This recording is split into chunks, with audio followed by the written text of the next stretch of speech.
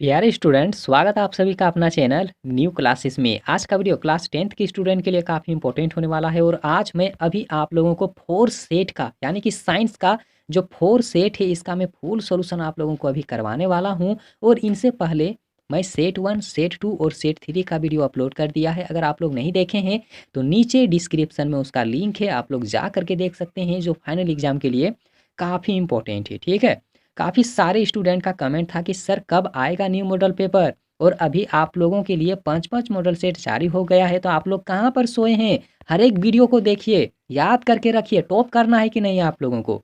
ठीक है, तो आप लोग चैनल को सब्सक्राइब करके साथ ही बेल आइकन को जरूर दबाइएगा और वीडियो को, हर एक वीडियो को आप लोग फुल फुल वॉच करिए, फुल वीडियो को देखिए, हर एक क्वेश्चन आंसर को याद करके रख लीजिए। ठीक है, तो यहाँ पर देखिए जो पहला प्रश्न दिया हुआ है कि किसी भी बीम का वास्तविक तथा समान साइज का प्रतिबिंब प्राप्त करने के लिए बीम को उत्तल लेंस के सामने कहाँ पर रखा जाता है। तो कहाँ पर रखा जाता है? तो फोकस दूरी को दोगुनी दूरी पर रखा जाता है, मतलब बी ऑप्शन करेक्ट होगा सर। ठीक है, आगे देख लीजिए कि ध्रुव और वक्रता केंद्र को मिलाने वाली रेखा को क्या कहा जाता है? तो उसे मुख्य अक्ष कहा जाता है। ठीक है, अगला देख लीजिए, दाढ़ी बनाने के लिए किस प्रकार के दर्पण का उपयोग किया जाता है? तो आप लोग जानते हैं ना, अवतल दर्पण का उपयोग होता है इसमें। आगे देख लीजिए, अवतल लेंस के मुख्य मतलब अवतल लेंस की फोकस दूरी होती है तो कैसी होती है? ठीक है, कैसी होती है? तो ऋणात्मक होती है। आप लोग याद रखिए, प्रश्न काफ़ी आसान आसान है। ठीक है, लेकिन हाँ, एक थोड़ा मेहनत आप लोगों को करना पड़ेगा। आगे यहाँ पर देख लीजिए, क्योंकि बिना याद किए तो नंबर आप लोग ला नहीं पाएंगे। 5 नंबर का प्रश्न देख लीजिए कि अवतल दर्पण द्वारा प्रतिबिंब दर्पण के पीछे बनता है जब वस्तु कहाँ पर रहता है? तो वस्तु जो है पी और एफ के बीच में रहता है। आगे देख लीजिए, आंख के रंगीन भाग को क्या कहा जाता है? तो उसे आइरिस कहा जाता है या फिर परितारिका कहा जाता है। आगे यहाँ पर देखिए, जो 7 नंबर का प्रश्न है कि सामान्य नेत्र का दूर बिंदु क्या होता है?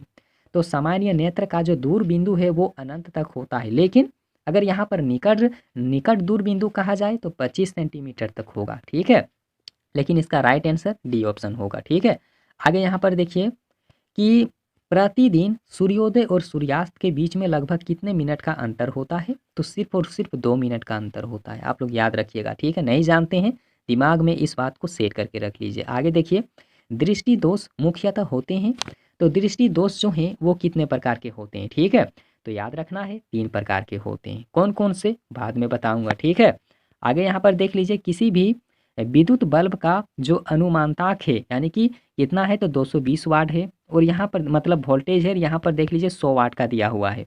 तो जब इसे 110 भी यानी कि प्रचालित करते हैं, उसमें विद्युत दिया जाता है, तो इसके द्वारा जो उपयुक्त शक्ति है वो कितनी होती है? ठीक है, तो कितना होगा याद रखना है, कितना होगा? तो 50 वाट होगा इसमें। ठीक है, आगे यहाँ पर देख लीजिए, एक कूलम आवेश में कितने इलेक्ट्रॉन होते हैं? तो याद रखना है, एक कूलम आवेश में कितना इलेक्ट्रॉन पाया जाता है? तो 0.6 इंटू 10 के पावर में 19 ई जो है वो पाया जाता है। ठीक है, याद रखना है। आगे यहाँ पर देख लीजिए, जो 12 नंबर का प्रश्न है कि चुंबकीय क्षेत्र अधिक प्रबल होता है, तो किस में होता है सर? तो याद रखना है आप लोगों को, चुंबक के ध्रुव पर काफ़ी उसका प्रबल ज़्यादा होता है। आगे देख लीजिए, उपयोगी पवन उपयोगी पवन ऊर्जा प्राप्त करने हेतु पवनों का जो न्यूनतम वेग होनी चाहिए वो कितना होता है? और काफ़ी इंपॉर्टेंट है और बहुत बार एग्जाम में पूछा गया सवाल है, तो आप लोग रट लीजिए। याद रखना है आप लोगों को, 15 किलोमीटर प्रति घंटा के रूप में होता है, तब जाके कोई भी पवन ऊर्जा इस्तेमाल कर सकता है। ठीक है, आंसर काफ़ी आसान है और प्रश्न थोड़ा बड़ा है, तो याद करके जरूर रखिए। अगला देख लीजिए, अम्ल एवं क्षारक के बीच की अभिक्रिया कहलाती है। तो याद रखना है, जब अम्ल को और क्षारक को दोनों की अभिक्रिया अगर कराया जाता है तो क्या होता है? तो उदासीनीकरण उसमें हो जाता है। आगे देख लीजिए कि साग सब्जियों का विघटित होकर कंपोस्ट बनना, कंपोस्ट मतलब खाद बनना, तो किस अभिक्रिया का उदाहरण है? तो 15 का आंसर बी होगा। याद रखना है, ऊष्मा क्षेपी। ठीक है, आगे देख लीजिए, यहाँ पर एक रासायनिक समीकरण दिया हुआ है, तो किस प्रकार की अभिक्रिया वह है? ठीक है, तो याद रखना है आप लोगों को, इसका जो राइट आंसर होगा द्विव विस्थापन होगा। क्या होगा सर? तो द्विव विस्थापन होगा। ठीक है, और बाकी डिटेल्स में एक वीडियो में आप लोगों के लिए जो बहुत जल्द अपलोड अपलोड करने वाला हूँ, जिसमें आप लोगों को रासायनिक समीकरण को किस तरीके से संतुलित किया जाता है वो मैं काफ़ी डिटेल्स में आप लोगों को बताऊंगा। ठीक है, यहाँ पर 17 नंबर का प्रश्न आप लोग नोट करिए कि उदासीनी मतलब उदासीनी करण का अभिक्रिया से क्या प्राप्त, मतलब प्रश्न काफी अटपटा सा है, ठीक है, कि उदासीनीकरण अभिक्रिया से प्राप्त होता है, मतलब उदासीनीकरण जो है किस अभिक्रिया से प्राप्त होता है, ये सा प्रश्न होना चाहिए था, ठीक है। तो याद रखना है लवण और जल दोनों को मिला देने से उदासीनीकरण बनता है, मतलब दोनों होगा इसका राइट आंसर, ठीक है। आगे यहाँ पर देख लीजिए जो अगला प्रश्न है 18 नंबर का प्रश्न जो दिया हुआ है कि पदार्थ यहाँ पर ABCD दिया हुआ है और यहाँ पर इसका पीएच मान दिया हुआ है कि इनमें से कौन सा पदार्थ अम्ल होगा, ठीक है। तो जिसका पीएच मान 7 से कम होगा वही तो उसका राइट आंसर होगा ना, तो दो यहाँ पर होगा, मतलब पहला ऑप्शन सही होगा, ठीक है।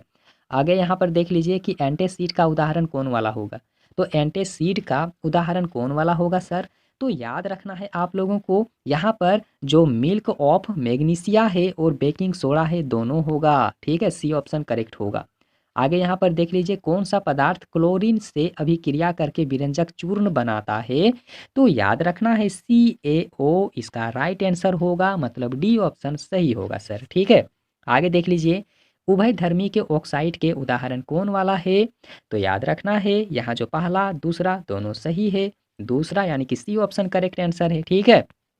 आगे देख लीजिए जो यहाँ पर 22 नंबर का प्रश्न है कि कांसा मिश्र धातु है, तो आखिर कांसा जो है किसका किसका मिश्र धातु है, आप लोग नहीं जानते हैं तो आंसर याद रखिए आप लोग Cu+Sn इसका राइट आंसर होगा, पहला पॉइंट सही होगा सर।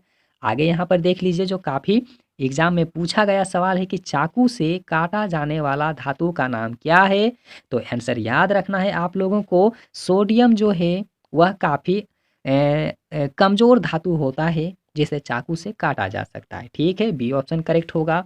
आगे यहाँ पर आप लोग नोट करिए कि इनमें से किस तत्व का इलेक्ट्रॉनिक विन्यास जो है वो 2, 8 और 17 होगा, तो यहाँ पर सबको जोड़ दीजिए और जोड़ने के बाद में आप लोगों को देखना है कि किसका मान होता है, तो इसका राइट आंसर जो होगा ना क्लोरीन का होगा, ठीक है।